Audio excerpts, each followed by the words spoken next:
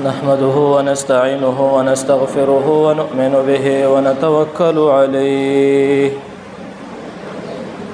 ونعوذ بالله من شرور أنفسنا ومن سيئات أعمالنا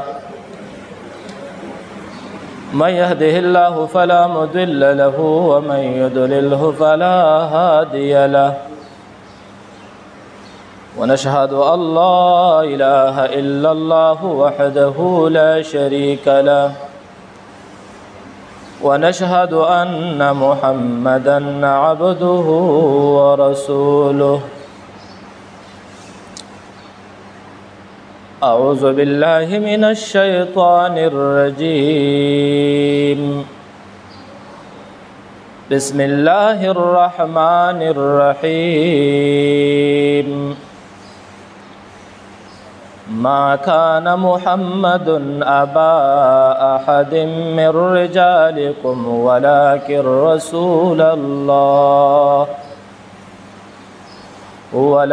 رسول الله وخاتم النبيين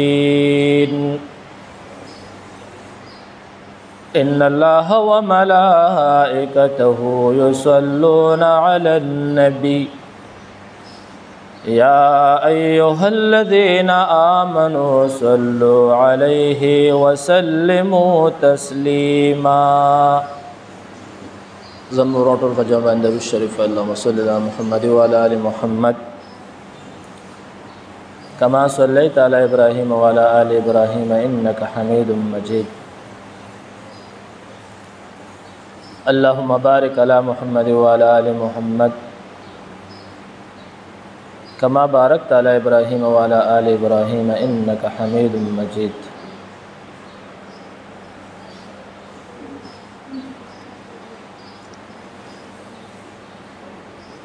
ما تاسو ته تیر شوی جمعۃ المبارک فورز باندې فتنه قادیانیت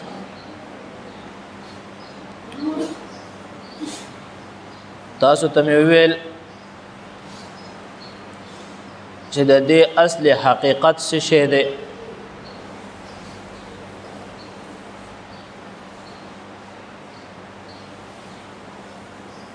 او د دې مقاصد سو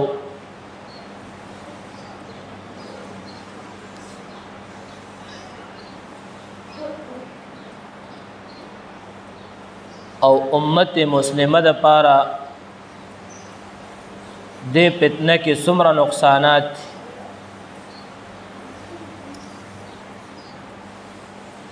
او د نبی صلی الله علیه و آله وسلم ذلت دې کفارو تکلیف رسول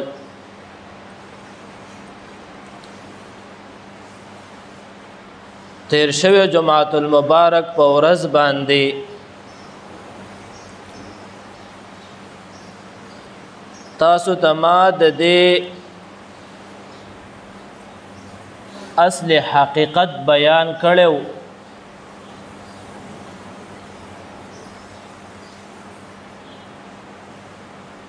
چې دا فتنه په کم سوچ راایستې شوی و او دا فتنه چا راوستلې و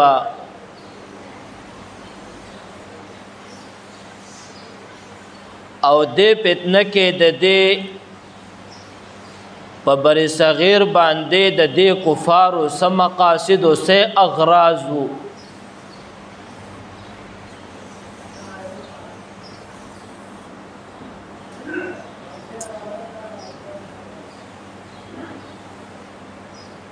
د دې سره د علماء کرامو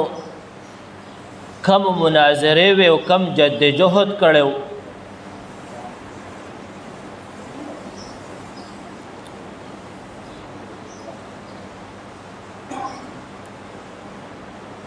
پاکستان لا په هغه وخت کې جوړ نو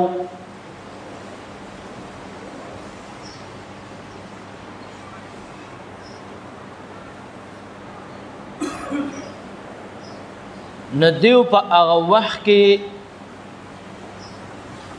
خپل یو تبلیغ کولو د دې دپاره خپله یو بل پاس شوی ملکه وکټوریا د دې دپاره یو بل پاس کړی هر مذهبیت ته یو ازادي ورکړې وه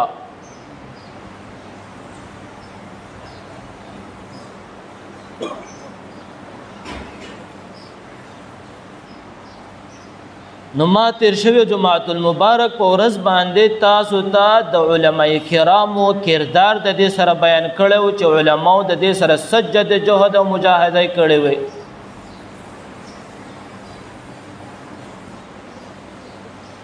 نن دته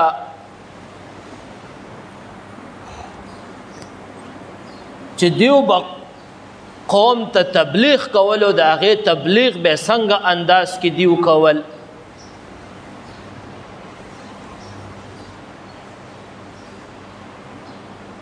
او په نن دور کې دیو خپل تبلیغ څنګه انداز کې کوي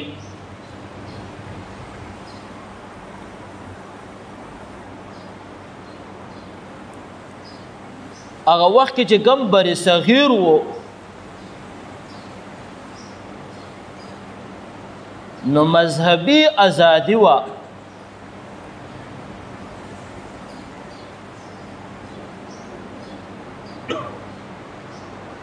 غلام محمد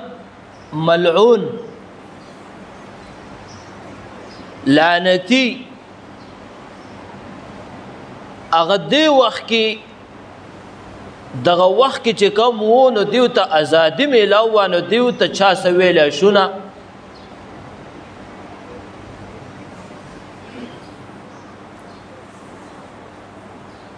او دا وو د پیرنګیانو بچی وو د هغې پسې شاته لاس و د مسلمانانو خلاف یې راوچت کړی چې د مسلمانانو د زلونو نه جهادي جذبه وباسي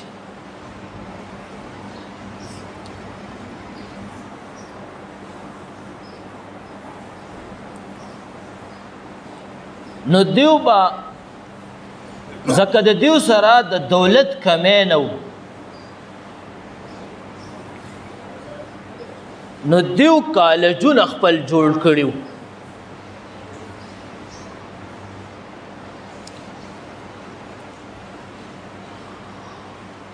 او فکالجونو کې به طلباو ته دا تربیت ورکوو نور عصری تعلیم به ورکوو خو د عصری تعلیم سره به دغه تربیت هم ورکوو او فکالجونو کې دیو خپل ډیر مراعات ورکول نو دا د مسلمانانو بچي و پکې داخلېدل ځکه پیس نو او دا یو اواز دیو اوچت کړی اعلی تعلیم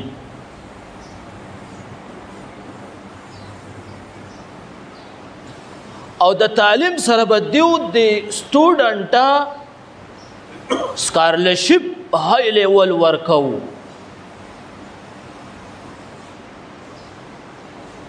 خود دیو اصل مینز کردار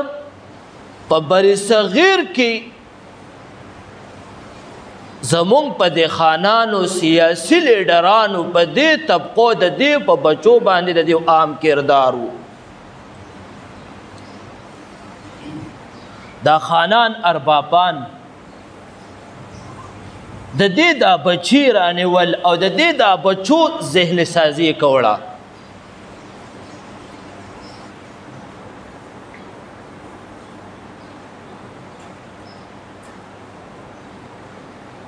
خود دیو د تبلیغ مختلف شکلونه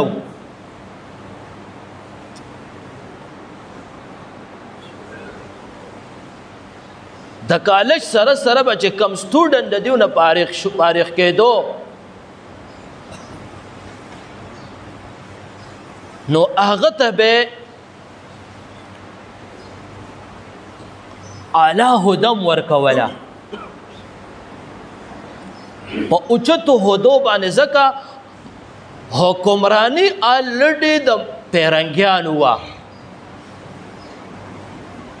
نو دیو په دې غټو هدو باندې پایس کول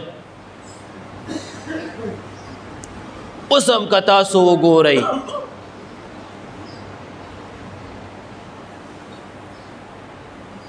زمونږ په پاکستان کې خصوص دیو په غټو عہدو باندې پایز دي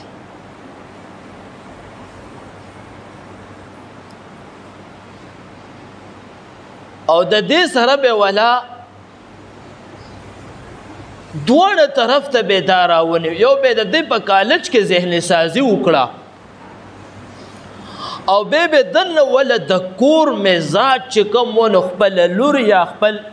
د قیدیانی سړي لور دا به ورله وکړه چې دی یو طرف ته وانه وړي د بار ماحول مزاج به ول دیو بدل کړو او د کور دنه ماحول مزاج به ول دغل ته زنانه وردن نکړه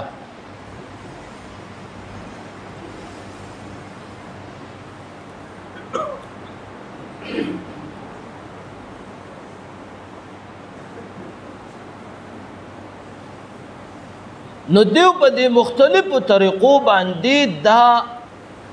خپل تبلیغ کوو په هغه وخت کې سکسان دیو په پیسو باندې اغستیو او د دیو منز اصل زی قیدیان دا د هندوستان د طرف نه مغربي طرف ته پنجاب او زمونږ د طرف نه مشرقي دی غټه علاقه ده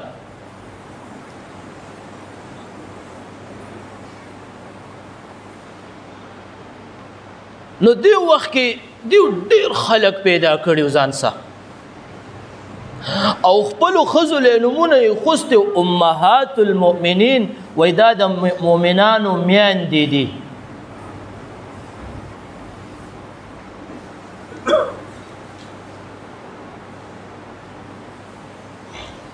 نو پاکستان لا جوړ نو چې الله رب العزت د دین غلام محمد قیدیانه الله مردار کو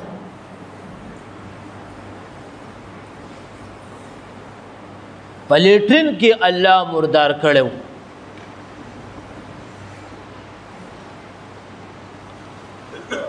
او به دې قیدیان ته ویړو نو په قیدیان کې الته کې خخ کو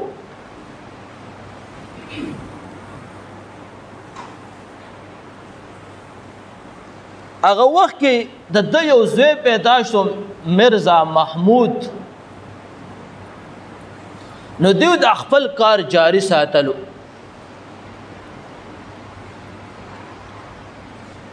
خو علماء وسره خپل جد جهد او کردار مناظره او دا هر څه جاری ساتل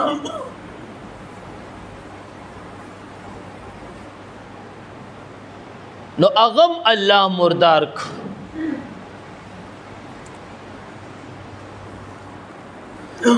دې دوران کې پاکستان آزاد شو د پاکستان په ازادۍ کې هندوستان په ازادۍ کې او د پاکستان په ازادۍ کې دیو هم نام आवाज اوچت چې مونږ ته هم یو سټیټ ریاست پکار دی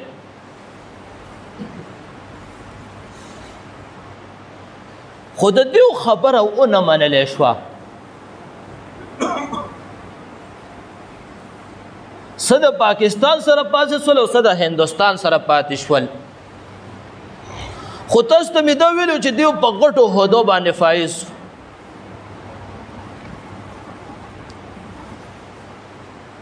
د پاکستان اولنې وزیر خارجه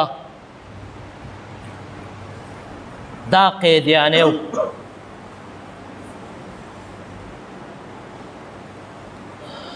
نو د دې با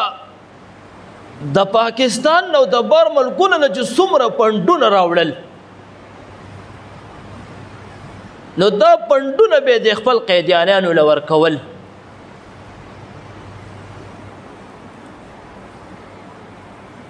فاغه دور کې دیو په اسرائیل کې یو خپل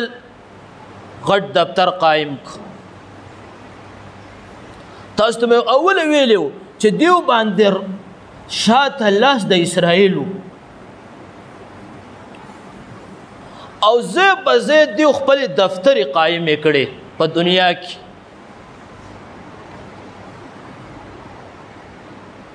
او یو دفتر په برطانیه کې قائم کړ. ختم نبوت والا علماء کرام مجاهدین دیو ته هم په مقابله کې دفتر قائم کړ. وسمزه په زه د ختم نبوت دفتر دی.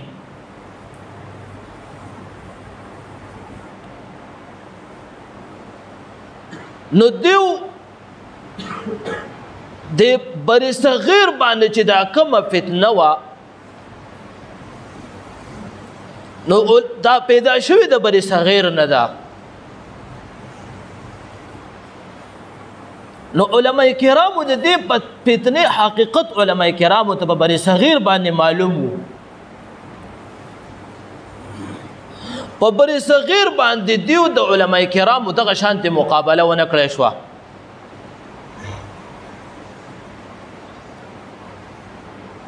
نو دیو د خپل میشن ټولې دنیا ته ویوړو. په بر ملکونو کې چې کم سړی مسلمانېږي د اسلام نه چې څوک متاثر شو اسلامیږي نو چې هغه کله مسلمان شي نو هغه اولنی مسلمانی.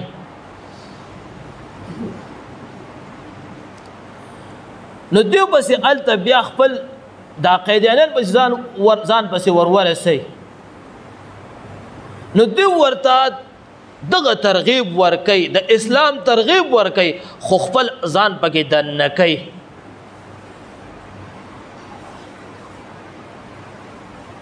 استاد محترم به وی مال د دیو قرآن چاراکو او اکه ځان سره حج لا د ساوت افریقې نه راوړی او هغه قرآن ربوه دلته په پاکستان کې یو ځای دی هلته چاپ شوی.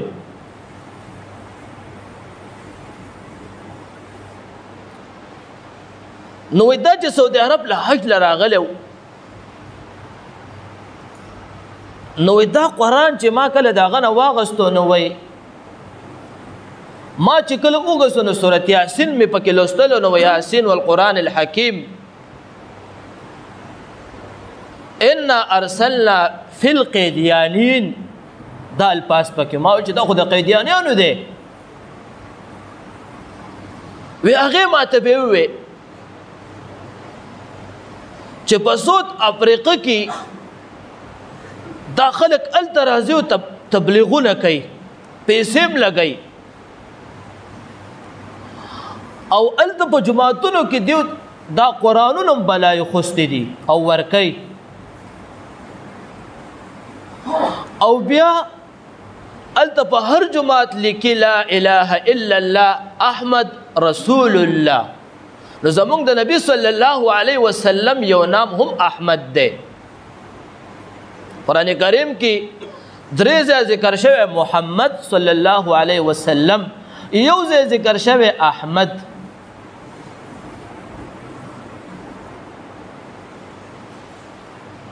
دا خلک نو دغه شانته هلته کې دیو دا خپل تبلیغ جاری ساتي.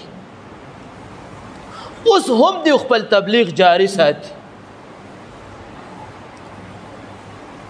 کانیډا د دیو سنټر دی.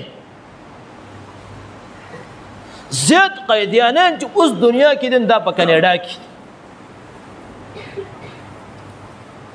اوس زمانه کې چې دیو تبلیغ کوي خپل تبلیغ کوي دا خو د هغه زمانې تبلیغ. و زمانه کې چې دیو خپل تبلیغ کوي نو چې کله یو مسلمان دیو قیدیانې کوي نو څو خبرې ورته وړاندې کوي.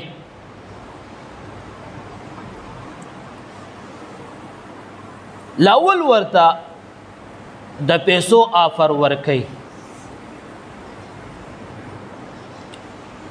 د هغې نه پس ورته بیا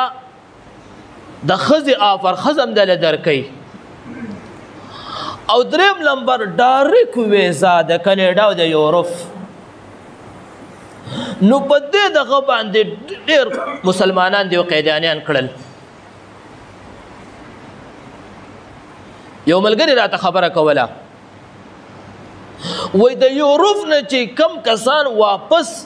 د مسلمانان ملکونو ته واپس کیږي پاکستان افغانستان کم چې مسلم ریاستونه دي عام په ویزو چې خلک لاړ شي نو بیا چې کله دی واپس کېږي نو باقاعده دیو ته د هلته کې د دې قیدیانیانو یو دغه ورکړی کېږي یو تبلیغ هلته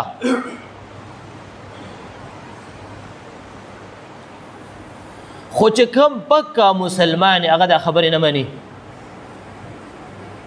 مؤمن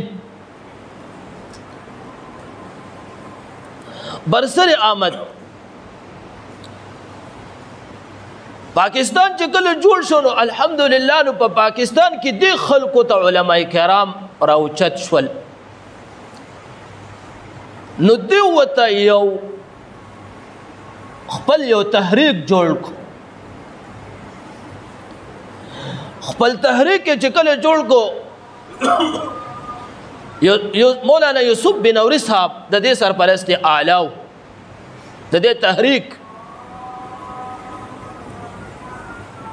علماء کرامو د دې سره ډېرې غټې مناظرې په پاکستان کې رالې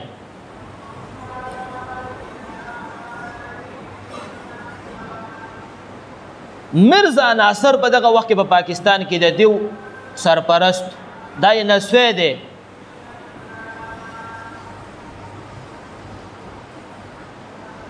نو د دیو سره د علماء کرامو مناظرې کولې په دغه تحریک کې مفتی محمود رحمهم الله غلام غوث هزاروی رحمت الله علیه د دې مشرانو په سوچ او فکر کې به دا علماو یي دیو بلې دلې ملاقات به متشوي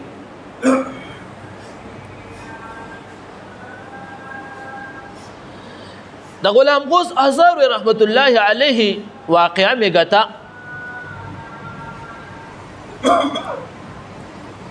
زوی ډېر سخت ناجوړه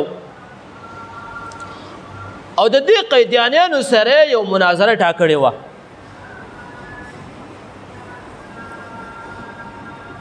لاره کې ورته ډېر چې کله مناظرې لتون لاره کې ورته کوروالي ټلیفون وکړو د ظلم زین العابدین یو زوی و چې زین العابدین سخت ناجوړه دی حالت د مرګ کې دی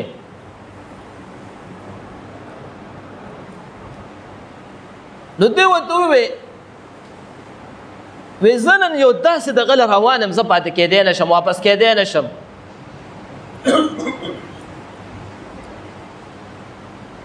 خپلې کوروالې ته وویل چې خیر دی په دې علاقه کې ځان سره څوک ملګري که هسپتال ته ډاکټر لی بوځئ زه د نبي صلی الله علیه وسلم دفاع لنن روان یم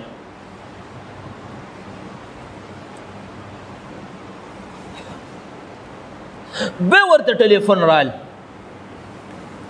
چې زین العابدین وفات شو ده ورته په جواب کې وی چې زین العابدین دفن کوي خو زه واپس کېدی نه شم زه د رسول الله مبارک دفاع لزم نن هغه مناظره م وشوله د علما کرامو مناظرې ورسره سټارټ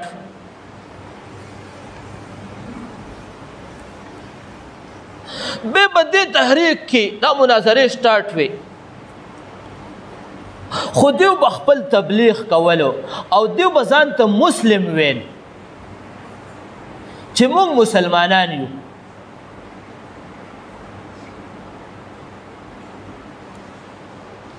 حالانکه په دیو څه وخت کې عطا الله شاه بخاري صاحب شاه انور شاه کشمیر رحمت الله علیه د مسره ډیر زیات مناظره کړې دي بری صغیر باندې مسلمانانو ته د دې فتنې په حقیقت معلوم شي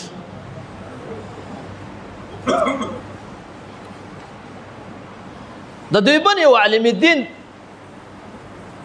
مختمم هم تیر شوی مولانا طیب صاحب رحمت الله علیه هغه په خپل کتاب کې لیکي خود زمونږ د دیوبند مبلغین او حضرات کردار هم پکې روانو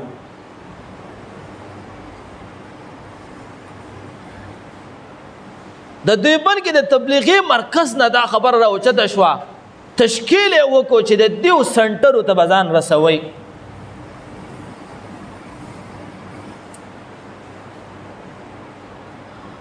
هغه لیکي چې د یو امیر صاحب ته دا ټاک اواله شو چې ته د دیو دا مین سنټر چې کم دی دې ته به ستا ورځې او دې ته به جماعت ځان سره بوځې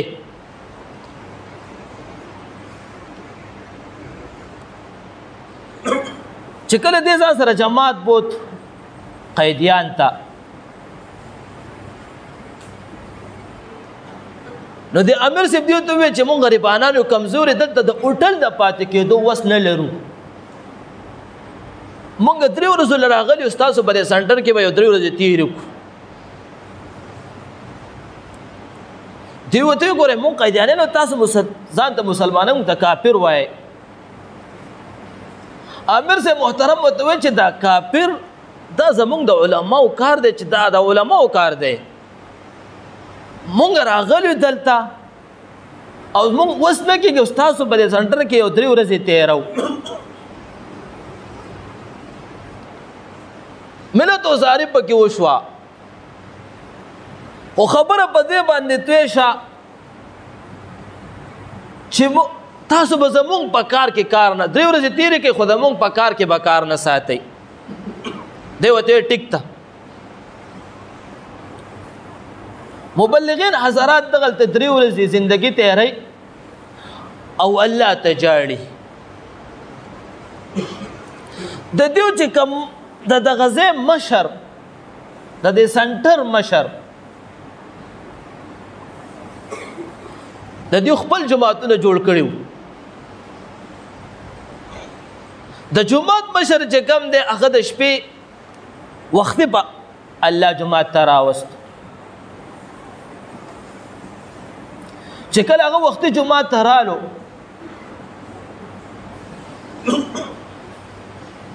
د دغه د تاسو کې د عملګری ټول جاړي د امیر سره چې دا ولې جاړي دا نور مرګري وته شو خدایو امیر مشر جاړي وای مونږ زمونږ سم مسائل لي او زمونږ عمل کمزور دی او مونږ الله نه غواړو خو ځکه د دې د پاره جاړه ما چې زمونږ هغه مسائل نه حل کیږي دی ورته وي د کور مسائل نه وي زمونږ خپل مسله ده دا مشر ورته وي څه مسله ده وای مسله دا چې تاسو د دې ځای نه مونږ ځان سره یو کسب ونت دی ورته وي زه خو قیدیانه یم هغه ورته وي ستا خپل دین دی او زمونږ خپل دین دی خو زمونږ سره یو 3 ورځې کار ولګوه مولانا طیب صاحب لیکي چې ځان سره روان کو او ته دا خبره سبلاړ شم نو تشکیل کې د عام خپل د مسلمانانو جماعت ته تشکیل وش د خپل کار کوي او زمونږ د مبلغین حضرات خپل کار کوي د شپې به جلل چې یا الله دا مسلمان کی او دا چې مسلمان کی نو دا به ډیر په علاقه کې چنګ راولي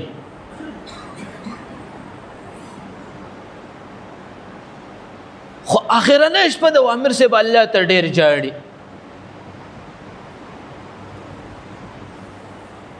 هغه وایي چې کله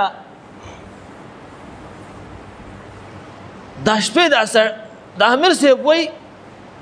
چې زمونږ نن اخرنه شپه د واپس کیږو با او دې سړي مونږ سره 3 ورځې تیرې کړې او څه چنچنګ پکې رانل وایي سحر راله دا سړی رال دا مشر د قیدیانیانو چې امیر صاحب زه مسلمانېږم ما ورته وویل چې ولې تا ته خو مونږ نه دعوت درکړی نم تبلیغ تا ته کړی دی تا خو اوسه پورې خپل عمل کوو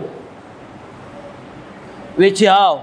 ما د شپې رسول الله مبارک صلی الله علیه وسلم خوب کې ولید رسول الله مبارک په مسجد نبوي کې د صحابه سره ناست دی او د جماعت نه بهر غلام محمد قیدیانه د سپي په شکل له وای ما ته رسول الله مبارک وای چې زما د دل سره زما د دل سره تر غلې او تا 3 ورځې تیرې کړې ته مسلمان نشوې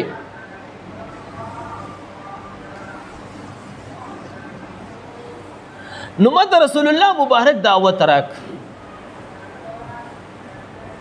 او غلام محمد ملعون ما هم ولیدو چې د جماعت نه بار ولاړ له د سپي په شکل له او ما ته اشاره کوي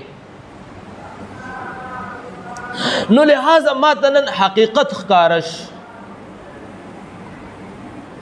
نو زه ځکه مسلمانېږم او اسلام راوړم